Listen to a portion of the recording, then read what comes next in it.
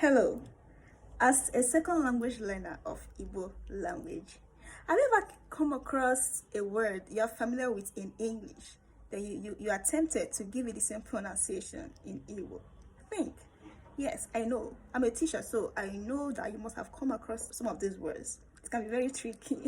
This is one of the fun facts between Igbo and English, and it's also happen between languages of the world. Okay, so today I'm going to teach you this fun fact. It's very interesting.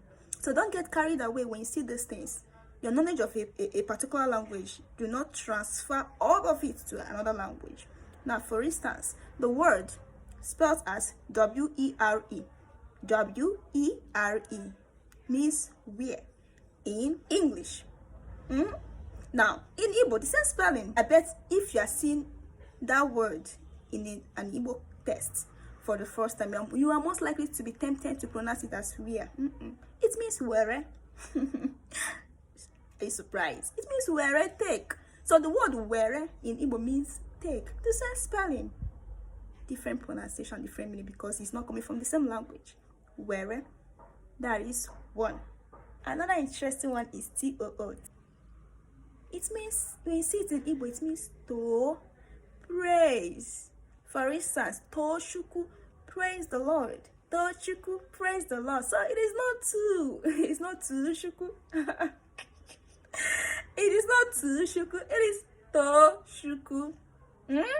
Toshuku, praise the Lord. It's a verb. Now, another one is AKA. AKA in Igbo means aka. It means also known as in English, but in Igbo it means aka, hand. It also means aka. So the wristband. Could have come with my wristband. All right, the wrist, your wristband, aka.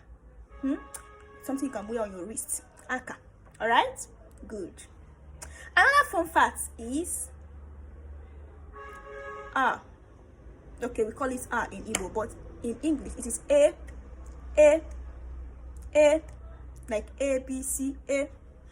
That A, when it stands alone in Igbo, two things are involved. It is either an impersonal pronoun, or it is either an impersonal pronoun, or it is standing as the demonstrative article, this, the singular, this, T-H-I-X. Like, for instance, of course, you should know the word house in Igbo. It means ulo. Now, if you want to say this house, you say uloa.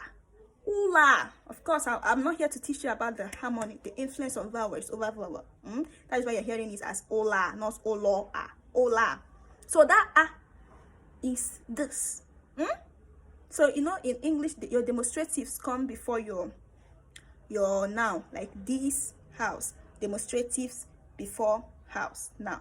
But in Igbo, your noun comes before your demonstratives. You say your house before you say your this. This is the beauty of the language. So next time you see that, don't pronounce it as a, no, pronounce it as a, which means this. I am your favorite Igbo language teacher. Thank you. Dialogue.